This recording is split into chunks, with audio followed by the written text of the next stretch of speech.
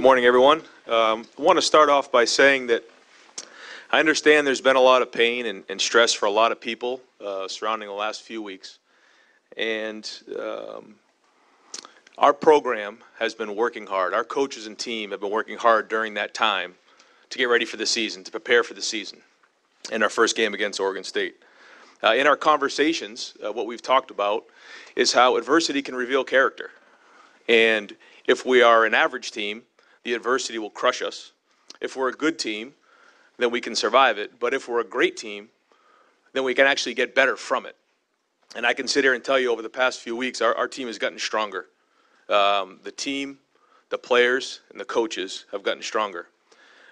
We were down a man. When we first met, the first team meeting, we talked about how everybody in the room has to step their game up. And they have, the leaders and the coaches. What this coaching staff has done here over the past few weeks has been remarkable. Greg Schiano, Kevin Wilson, what they've done for me during this time is something that I'll always be in debt for. Their counsel and what they've done for me has been really something I won't forget. Our coaches and our leaders of this program have driven the program for the last few weeks. Regarding the details of the investigation, I know everyone in here has a job to do, but I was not part of the investigation. I was not interviewed, so I have nothing to add. And so today I'd like to talk about football and this team. Out of respect for everybody involved, I'm not going to speak today on the independent investigation, the report, or any speculation regarding it. And I hope everybody can respect that. It's been a while since Buckeye Nation has heard about their team and how the team's taken shape and what's going on with the group. And so I think Buckeye Nation is excited to hear about that, so that's what I'd like to focus on today. Two of the things that's been our motivation, one is the brotherhood, playing for the guy next to you, playing for the team, that when we're in this meeting room, we're playing for the guys in this room. It's been a big part of what we do.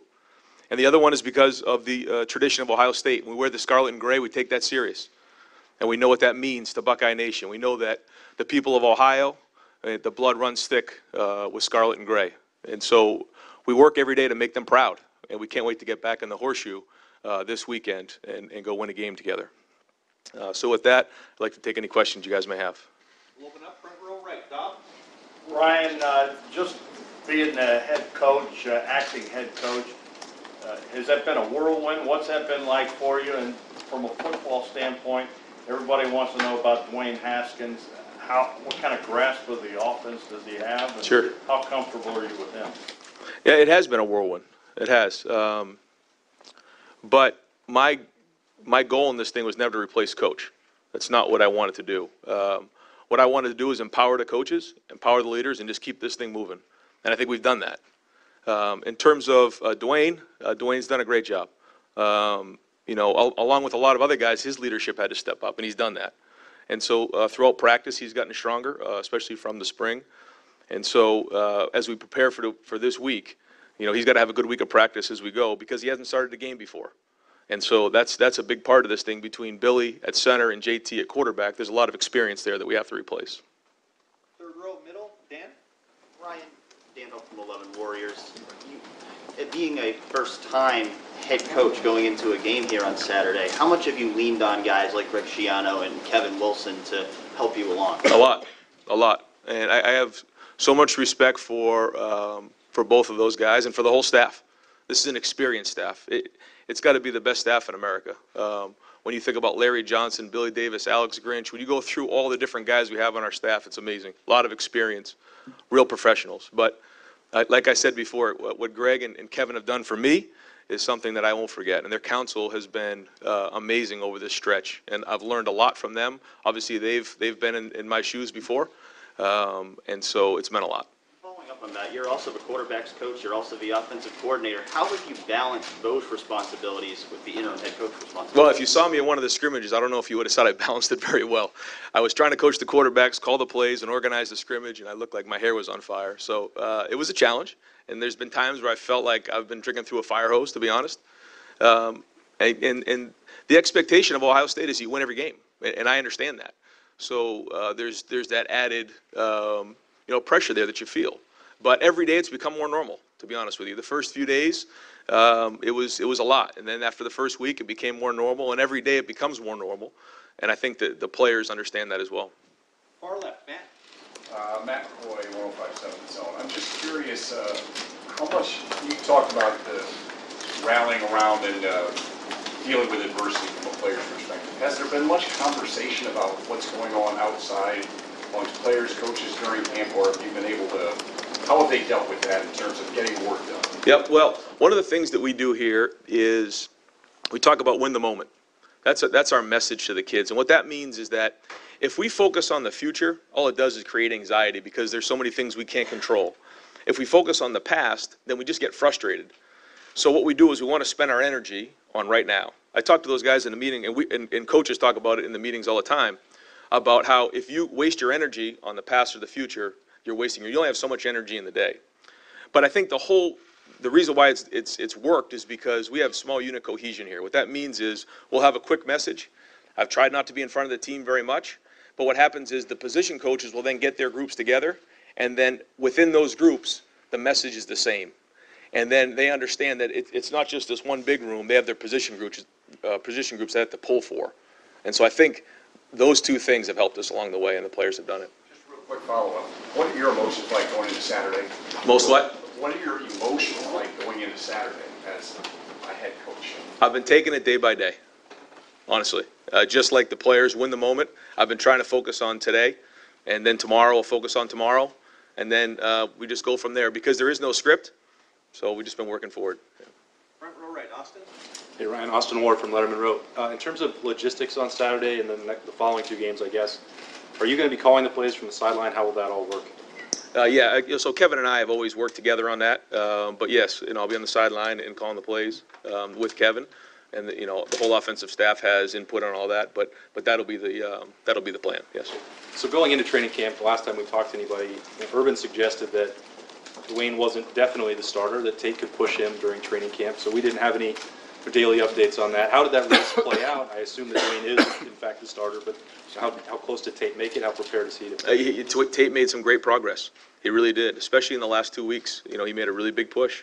Dwayne will start on Saturday, and he's the starter. But the plan is to play Tate. How, when, or anything like that, we don't know yet. But he's been getting better. And so, the two of them really got the majority of the reps because Matthew, still isn't ready from his knee.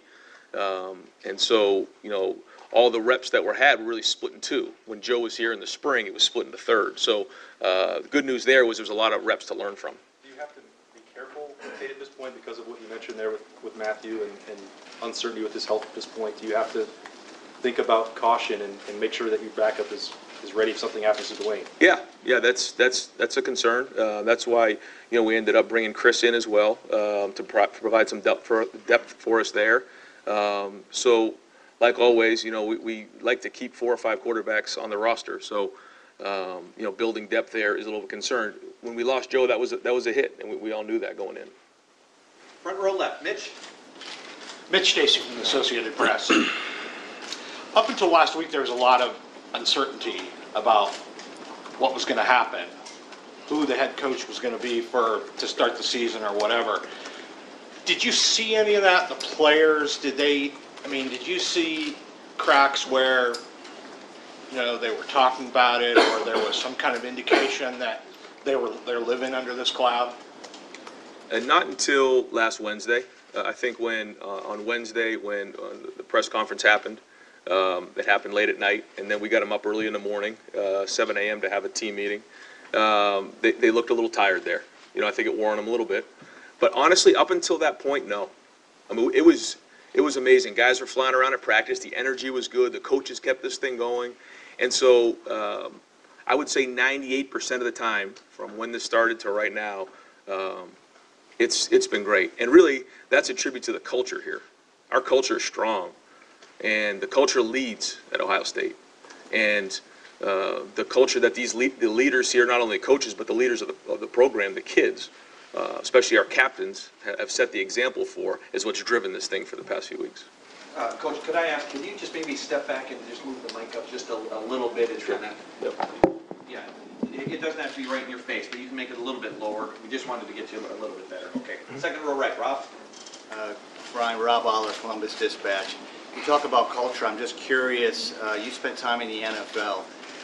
How is that different? The oversight of players, just general oversight in the NFL is a lot different than here. How have you enjoyed it, and what's been the challenge? What is the challenge between NFL and college? Yeah, I think that when you're in you're in the NFL, it's a business for sure, and sometimes guys come and go on a weekly basis.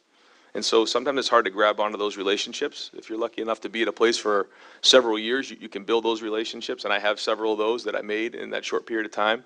But that is a tough league, and a lot of guys get fired and hired, and a lot of guys get cut, and so that's the part of it that's hard. In college, first off, it's more of a family environment. I mean, my son is here all the time. My family is very much involved with that, and so that's the part that I really like. The other part is the recruiting. And then you're with guys for a long period of time. You're with them through 2 years of recruiting, and then you're with them through graduation. So you start to build those relationships as you go. And I think that's the bond that you share in college. It's a little bit different than the NFL. The follow-up in the NFL, maybe a positive, maybe it's a negative. You don't have to keep track of every guy every minute. I would think that would be a little easier on you. Well, you're dealing with men. You're dealing with 20-something, sometimes 30-year-old men who have families and kids. So that is a little bit different than dealing with a 17 or 18-year-old kid. Yeah, sure. Front row right, Clay, second row. Clay. Hey, Coach, Clay Hall, ABC6, Fox 28. You sort of stepped in the breach here. How useful do you think these skills that you're learning on the job will be helpful down the road? It's kind of learning by getting thrown in the fire a little bit, and one of the things that really helped me along the way was I got a text message, and I get it just about every other day from one of my mentors, Chip Kelly, and he says, "You're built for this." That's what he told me, and that's the thing I keep going to every morning when I wake up, is that I'm built for this, because there is no script, there's no game plan, and again, my goal was never to make it about me or try to replace Coach. It's all about the players and the coaches and empower them, and that's what my instinct has told me, and so that's what we're going with. You're the head coach. You're the acting, but you're 3 games. So is this the Ryan Day game plan, or has that already been handed down from Urban? So, when you go through the preseason, that's a time where, you kind of find your personality a little bit as a team. So, listen, the plan to win is never going to change. What we've done in the spring is really what we're doing now. Are there a couple tweaks? Yes, but the culture is the culture. It's 4 to 6 A to B, competitive excellence, and the brotherhood. The plan to win has never changed. So, that's the culture here, and the plan to win is always going to be here at Ohio State. Second row left, Ari. Ari Wasserman, The Athletic. Ryan, obviously this has been a tough time with the current team, but recruiting, it seems like you guys have weathered the storm pretty good. You've only lost 1 commitment and 2 classes. What's the response been like for you calling these kids during the time of uncertainty, and then what's the response been in the time since you have a solution to this? Yeah, I think anytime you're dealing with recruiting, it goes back to relationships, and the relationships that the coaches here have built is strong. Also, the quality of the young men that we're bringing in here and the culture of those kids is as strong as any place I've ever been, and the support has been strong from those recruiting classes. I can't get into specifics or people, but we've probably talked on a daily basis with all of the kids. The communication has been, hey, listen, you can ask questions. We may not have the answers to them, but ask the hard questions. So there's been open communication with all of them. And because of that, they've all stuck together. I know that they all communicate with each other. And so that's been a positive. And switching gears to the team, kind of a tactical question about the offensive line. Yep. I was wondering, when we saw the first few periods of a few practices that Michael Jordan was repping at center, Yep. do you have an idea of how he's going to be utilized? Is he going to be a center moving into He the is. season? And Yep. do you have any updates on just what the offensive line is going to look like Sure. in the guard positions too? Yep. So Mike is going to start at center as of right now. We have to still go through the week, but coming out of preseason camp, he is the starting center. Demetrius Knox will be at right guard. Malcolm Pridgeon will be at left guard. Isaiah Prince will be at right tackle. And then Thayer Mumford and Josh Allaby will still be working through the week to see who plays there. They're still kind of working through that. Thayer's had a few nagging injuries. Josh has been working over at left tackle, so they'll kind of split the reps this week as we go into Saturday. You guys thought going into this season, or it seemed like Brady Taylor was going to be in line for that job. Can you just give me some of the reasoning behind making that move? Is it just trying to get 5 best offensive linemen on the field, most athleticism? I mean, what went behind just the idea of playing around? Well, Brady brings versatility. He's been playing some guard, he's been playing some center, so we plan on him playing as well. I think that Mike brings some experience, and anytime you have to replace someone like Billy Prince, there's a lot that goes into that. And so it's still a work in progress. This is not something that we've made a decision on for the season. And so, Brady did have a couple, nagging injuries along the way, too, that he's working through. But our plan is that Brady's going to play as well, along the way. Back row left, Dan. Dan Murphy from ESPN. I think there are some people that would see referring to this only as football adversity as minimizing a serious issue. Have you used this at all to talk to the team about their core values and respecting women? So, our core values here are talked about on a daily basis. And I can't imagine there's one day that goes by where we don't talk about our core values. And one of them is the respect for women. And so we talk about that all the time. We talk about how, especially in this time period, all of our guys are in a fishbowl. And so they have to be really careful, too, who they are with and where they spend their time. So, yes, that's addressed consistently with our guys.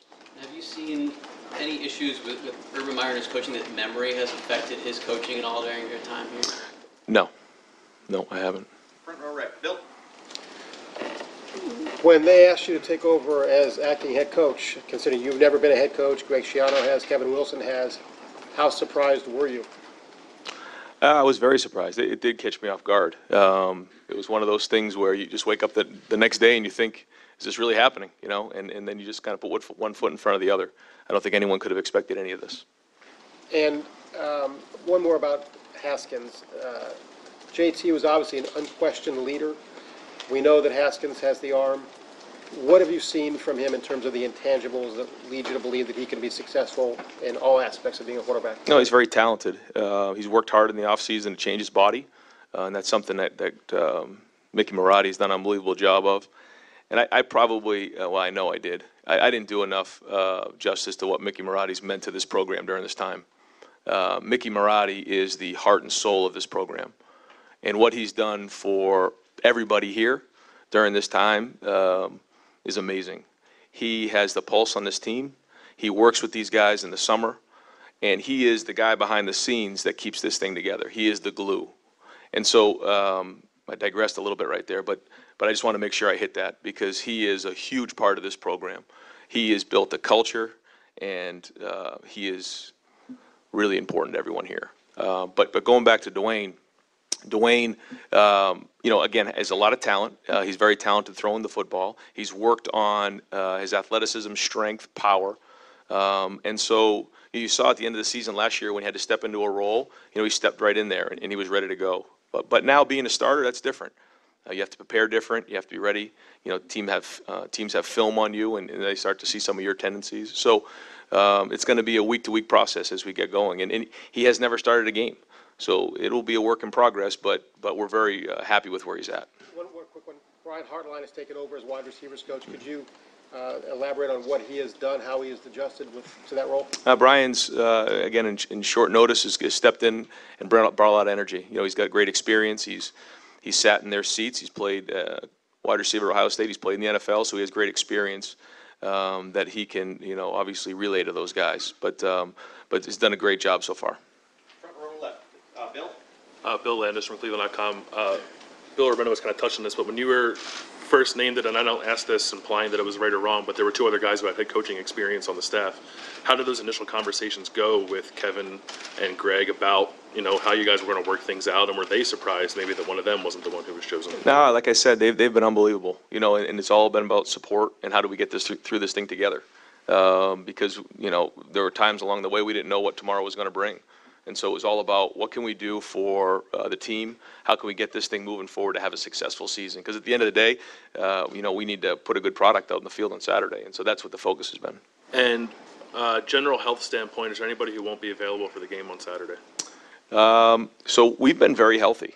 There's a couple guys in there that we're going to monitor through the week. But as of right now, there's a chance everybody on the team can play. And that's, again, a tribute to Mick Marotti and the strength coach. And you mentioned that you guys added Chris at quarterback. Would assume that he's on scholarship. And if he is, it seems like you might have to make a move there. Is there any change to the roster to bring Chris in? And No, we're at 85 with Chris. You're at 85 with Chris? Yes. So somebody's not then. We're at 85 with Chris, yeah. Front row left, Doug? Ryan, how much, we know a head coach sets the culture, sets the structure of a program, obviously. But when all that's in place, how much does a head coach matter on game day on Saturday? Well, it's like anything else. I think some of the best coaching is done during the week. The decisions that are made during the week in terms of strategy and what you're doing on the field. I think that the stuff that's done in the off season in terms of finishing and toughness and willing to go out there in the fourth quarter and go win a game, that's stuff that's done in the off season. So I think so much of it has to do with leading up to the game. During the game, obviously, the motivation before the game, sometimes the in-game decisions are important. But I think so much of it has to do with what you do leading up to the game and the decisions that are made midweek. And when you get in the game, if it's 4th and 2 from midfield, how will you balance what Ryan Day wants to do in that moment versus what Urban Meyer would do in that moment if he was on the sideline right now? Yeah, three-way decision-making. When we're in those situations, I'll refer with Kevin and Greg, and we'll make the best decision based on the situation, the time, and just try to do what's best to give the team a chance to win. Yeah. And the receiver group, we know traditionally Ohio State has rotated a lot of receivers. Who stood out? How do you have like 10 guys who could play? Yeah. I don't think you can play 10 receivers realistically. Who's going to play and how's that going to work? Yeah, they're all going to play, and we have a great depth there, which I think makes us really strong because when you have receivers who can roll in and out of plays, that keeps them fresh. And think about, we have 3 captains in the wide receiver group alone. A lot of leadership there. But along the way, guys get injured too, so you need depth. But the plan is early on to play everybody, rotate them, get them in the game, play fast, and go. Is KJ Hill just a H-back slot guy, or can he play outside too? He mostly plays inside. If we needed him outside, we could use him, but he's mostly an inside guy. Would you expect Damari McCall will have a role in there, or is he below some other guys? Yeah, I mean, you look at what DeMario's done. He's spent time now at receivers. Before he was kind of playing a little running back along the way in his career, and then to get moved to wide receiver. So now that he's spent most of his time at wide receiver, he's improved a lot. How much he's going to play, we'll see throughout the week. Front row right here, Tim, and we're going to get ready to wrap up, and I'm going to get everybody who I've made eye contact with, so we're going to wrap up here shortly. Go ahead, Tim. Tim May, Columbus Dispatch. Ryan, who actually called you and told you you were the acting head coach? Gene Smith. Gene Smith. And what did he tell you? What was his message to you? Well, it's just that, I was going to be the acting head coach until, we had more information about coach and the situation, and that just to trust my instinct along the way. And what is the biggest thing you have learned about being a head coach? That one thing that right now you didn't appreciate 3-4 weeks ago. I mean, you do look at things a little bit differently. You notice things different. You notice the whole picture as opposed to just your position group or maybe your unit. You look at the whole picture. You look at how people walk, how they talk, how they look. Do they look tired? Do they look awake? Do they look rested or not? So just the view of everybody now, their perspective is a little bit wider. What is the biggest decision that you had to help make personnel-wise during this preseason camp? Was it Michael Jordan going with him at center? I mean, committing to that? What just stands out in your mind as the biggest decision you were in on? Yeah, I mean, I think that obviously moving Mike to center was a big decision for all of us in the offensive staff, and it wasn't just me; it was everybody. Everything along the way has been a group effort. So talking to Greg Strajawa about what he thinks about the offensive line on a daily basis, and then making that move is probably the biggest one. Yeah. Back in, what was it, 1999 or 2000? When were you named starting quarterback for New Hampshire? I'm trying to remember what year it was. That was 99. What do you remember about that moment? What do you remember about the, butterflies, anxiety, whatever you want to call it, when you're going into your first game as a starter? What stands out to this day about that moment? Well, I remember it was Chip's first time being an offensive coordinator. He called it a double reverse pass. So that's what I remember. And then we went on to win, and we were playing at Rhode Island. The responsibility, Right. to be in No, the I know what you're asking.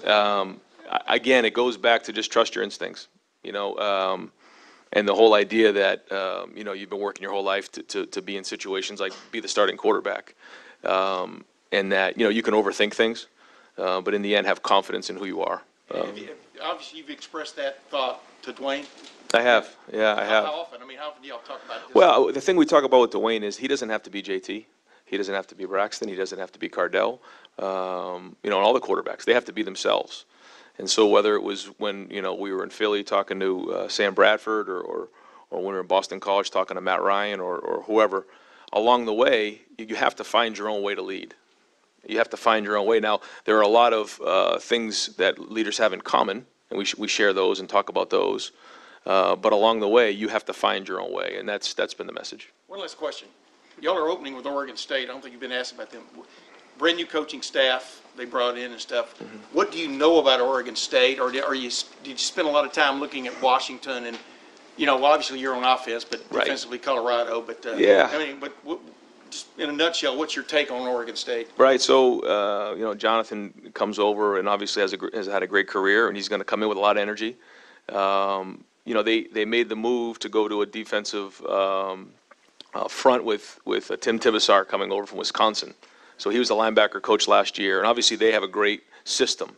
So they're going to be instituting that Wisconsin system of some 3 down, some 4 down, and they're very, very aggressive, and obviously been one of the best defenses in the country year in and year out. So Yeah, it's interesting. You and Jonathan Smith are both 39 years old. I did see that when I was Yeah. reading up on it. Yeah, that is. Yeah. Second row left, Lori. Lori Schmidt, 105.7 The Zone. Ryan, how different is this team with you running it in that you are trying to avoid disruption, you are trying to establish some continuity with what Urban Meyer was doing, as opposed to if this was your team? I haven't thought of it like that because my goal has been just to keep this thing going. And I think when you come out to practice, you would see that the team is running just like if Coach was here. We've kept everything intact, and so that's been the goal along the way. Saturday will be your first game as a head coach. I'm wondering who is going to be there for you from your family and whatnot. Yeah, my family will be here. We tried not to make it too crazy and have everybody come in because, again, this isn't one of those things where I'm becoming the head coach. This is just something that I'm holding the place for Coach until he gets back, and the goal is to win the game against Oregon State. And final question, front row, Dave. Dave Biddle from 24/7 Sports and Bucknuts. Ryan, Brandon Bowen was a guy that started last year, Brandon Bowen, and looked like he was playing pretty well through the first half of the season and then got injured. Is he still banged up? Is he not ready to go this year? He has been dealing with that leg injury and coming back from it. It's been a little bit slower than he's liked, but he's still working through that now. But he has missed some time, and so I know he's been frustrated with that. But it's a long road to recovery with the injury that he had. When do you expect to have him back? I don't know right now. And then one final thing. You mentioned earlier Dwayne Haskins needed to change his body. Can you elaborate on that? Did he need to lose some weight? Just why did he need to change his body? You can ask Mick that, but obviously, the body fat and his composition, his strength, his power. As a quarterback, you have to have some size. You have to have some mass back there. When you look at the great quarterbacks, they're big. The guys who are frail and skinny, they don't make it. It's one of the greatest things about JT was how durable he was during all that time. And so, it isn't just putting on fat, it's putting on muscle and mass so that when you're in there, you can take some of the shots and still play throughout a season.